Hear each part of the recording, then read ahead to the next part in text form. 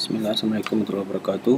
Rekan mahasiswa semester 5, kita jumpa lagi pada mata kuliah budidaya tanaman tahunan dengan topik kelapa sawit, dari lanjutan dari yang disampaikan oleh Pak Senter Wahono, mulai dari pengenalan kelapa sawit, sebelumnya di perkebunan, kemudian sampai dengan panen dan pasca panen. Adapun seharusnya ke pengolahan dan pengelolaan limbah kelapa sawit, saling mengisi dengan materi yang disampaikan oleh Pak Senter Wahono. Jika ditemukan nanti bertolak belakang, bisa kita lakukan diskusi. Jadi yang saya sampaikan hampir sebagian besarnya adalah saya adopsi dari dosen IPB yang menyampaikan materi terkait pengolahan kelapa sawit ini. Contohnya juga ada pada perkebunan kelapa sawit, pabrik pengolahan kelapa sawit yang ada di PT PMS, Pasaman Marama Sejahtera, yaitu bagian dari Inkasi Group. Saya juga pernah masuk ke dalam pabrik tersebut. Akan ditampilkan pada slide ini bentuk-bentuk pengolahan hasil dari kelapa sawit. Pada slide ini menggambarkan hasil olahan yang dapat diperoleh dari kelapa sawit. Itu yang utama dari tandan buah segar, nanti menghasilkan CPO dan PKO. Adapun batangnya nanti bisa diolah menjadi furnitur. Adapun yang biru-biru ini pada TBS ini adalah limbah yang akan dihasilkan nanti, pertama tandan kosong sawit, kemudian cangkang ampas sawit, ada juga nanti limbah cairnya menghasilkan sludge. Adapun produk utamanya adalah dari mesokrapnya menghasilkan CPO, adapun dari inti sawitnya menghasilkan nanti minyak PKO. Hampir 80% ataupun 90% itu adalah produk pangan yang dihasilkan, adapun 20% sampai 10% itu menghasilkan produk non pangan. Apa itu palm oil? Palm oil adalah minyak nabati yang dihasilkan dari kelapa sawit, itu dari bagian daging buah atau mesokapnya. Adapun kelapa sawit, buah kelapa sawit seperti tampak pada gambar, ada kulit buah terluar, eksokap, kemudian ada daging buah, mesokap, kemudian ada kernel atau inti kelapa sawit. Nah, adapun PKO itu diambil dari kernelnya, bagian inti dari biji kelapa sawit. Seperti yang kita ketahui, tebal tipisnya daging buah ataupun tebal tipisnya cangkang dari biji kelapa sawit itu berasal dari indukannya. Ya, di sini ada jenisnya, ada Dura, Pisifera, dan Tenera. Kalau dilihat dari gambar ini, Tenera lebih ideal daging buahnya, kemudian dengan inti buahnya atau kernelnya. Nah, tipis cangkang bijinya tipis, sehingga ini bisa diambil kedua-duanya, baik CPO maupun PKO. Persentase yang dihasilkan dari satu tandan buah segar itu menghasilkan setidaknya 67% buah yang bisa dimanfaatkan untuk pengolahan. Dan jangan lupa, dari 67% ini tidak semuanya menghasilkan minyak murni atau pure oilnya, hanya 21%. Nah, bisa saudara bayangkan dari 1 ton buah segar TBS itu berapa yang dihasilkan untuk minyaknya, dan berapa juga yang menghasilkan PKO, hanya 1,6%. Nah, ini bukan dari total 100%, tapi dari 67% buah yang dihasilkan biji itu hanya 10%, dari 67 ini 10% PKO, begitu seterusnya dari tempat di gambar ini. Dan banyak juga dihasilkan limbah ya yang tidak terpakai, dan ini bisa dimanfaatkan. Gambaran dari dua produk antara CPO dengan PKO. Dan CPO ini memang berwarna kemerah-merahan itu karena dia mengandung beta karoten.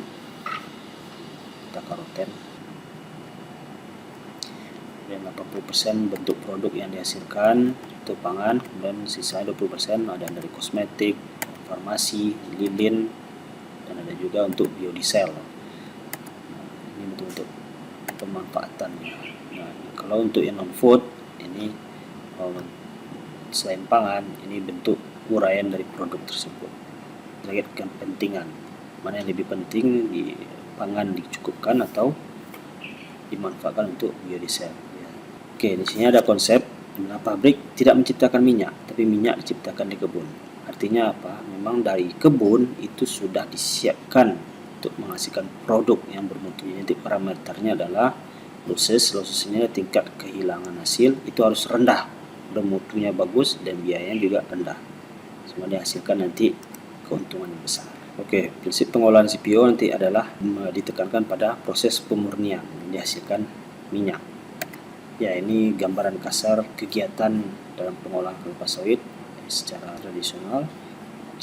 Diawali dengan pengambilan buah, pengutipan, kemudian melakukan sterilisasi, dan pemisahan buah dengan tandan buahnya, tracing, kemudian dilakukan pelumatan, digestion, pengekstrakan atau pressing, baru klarifikasi atau pemisahan minyak dengan non minyak. Nah, sekarang yang modernnya ya ini gambaran secara umumnya. Mulai dari datang buah segar timbangan dan dijemput oleh hopper, proses seterusnya akan kita jelaskan sampai ini water treatment plant.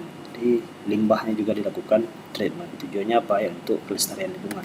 TBS itu ada yang dihasilkan diambil CPO-nya, ada yang dihasilkan bijinya nanti diolah lagi menjadi PKO, ada beberapa yang menghasilkan limbah nantinya, mulai dari tandan kosongnya atau empty bunch, kemudian fiber, slut, ya, limbah cair padatnya agak padat, kemudian cangkang juga, atau kulit serabutnya maksud saya. Oke, proses pertama adalah penerimaan itu di stasiun timbangan. Dari sini sudah dilakukan seleksi, ya, seperti apa buah yang dapat diterima oleh pabrik.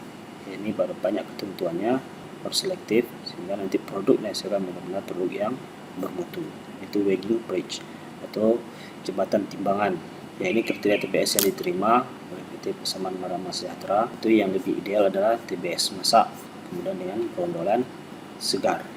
Setelah dari timbangan, kemudian dia masuk ke stasiun penerima buah. Buah yang datang langsung ditampung oleh hopper seperti rel kereta api, masuk ke stasiun sterilisasi atau stasiun perebusan. Kenapa disebut dengan stasiun perebusan? Karena dia menggunakan uap bertekanan. Tujuannya adalah untuk mematikan enzim, mencegah kenaikan asam lemak bebas FFA, dan memudahkan pelepasan nantinya ke stasiun berikutnya, perondolan buah dari tandannya, kemudian melunakkan buah untuk pengepresan. Kemudian prakondisi agar biji tidak pecah nanti saat dilakukan pengepresan. Bilanya dari hopper tadi dia masuk ke stasiun sterilisasi ini bisa dibuka seperti ini, dia masuk ke dalam, baru dilakukan proses perebusan. Setelah lunak dia baru diangkat dengan hosting crane masuk ke tracer untuk rontokan buahnya sebelum dirontokkan. Ini gambaran dari buahnya dibanting-banting di dalam drum ini, bahkan dia pisah antara buah dengan tandan kosongnya. Di gesture ini kegiatan utama adalah melumat buah tadi, memudahkan daging buahnya terpisah dari biji. Proses utama adalah menghasilkan CPO. Tidak semua pabrik yang bisa mengolah bijinya menjadi PKO. Kemudian masuk ke screw press, tekanan yang diberikan untuk memisahkan minyak kasarnya, minyak kasar dari daging buah tadi. Akan dihasilkan minyak kasar dan pas dan biji.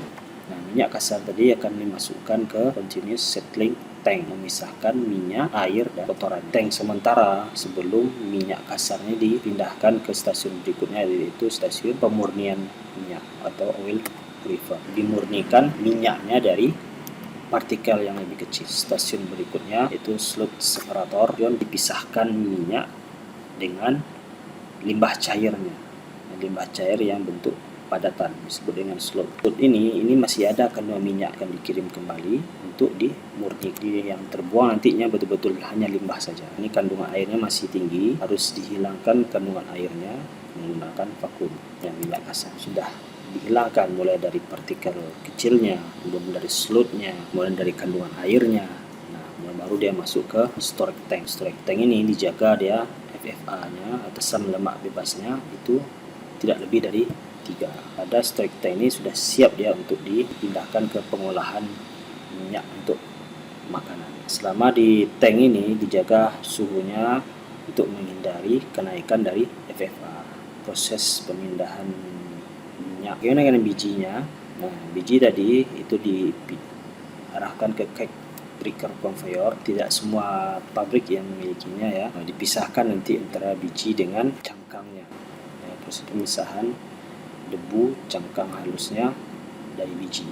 Nah, proses ini adalah proses untuk menghasilkan PKO nantinya. Kernel yang bebas dari fiber atau serat. Kernelnya akan dipindahkan ke ripple mill atau nutcracker, yaitu memisahkan intinya dengan cangkangnya dengan bijinya yang sudah terpisah. Nah, ini ada namanya oil recovery tank, memurnikan ke minyak. dari kandungan limbahnya dan nanti akan dikirim kembali ke stasiun pemurnian, ya, stasiun pemurnian atau CST tadi, pemisah minyak, memisahkan minyak dengan air tadi. Pada kondisi ini disebut dengan dirty oil, ya, karena masih tercampur minyak dengan partikel kecil. Limbah tadi ini akan masuk ke kolam penampungan, itu disebut dengan fat pit. Nanti pada pertemuan berikutnya akan kita jelaskan berapa jenis kolam-kolam penampungan untuk limbah. Beberapa kolam, ya, kolam treatment. Nah, ini kenapa airnya dilakukan treatment atau perlakuan itu agar bebas air tersebut dari kandungan silika, karena air limbah ini akan dilepas nanti ke lingkungan, maka limbah yang dihasilkan nantinya tidak mencemari lingkungan. Nah, ini gambarannya beberapa kolam tampungan limbah.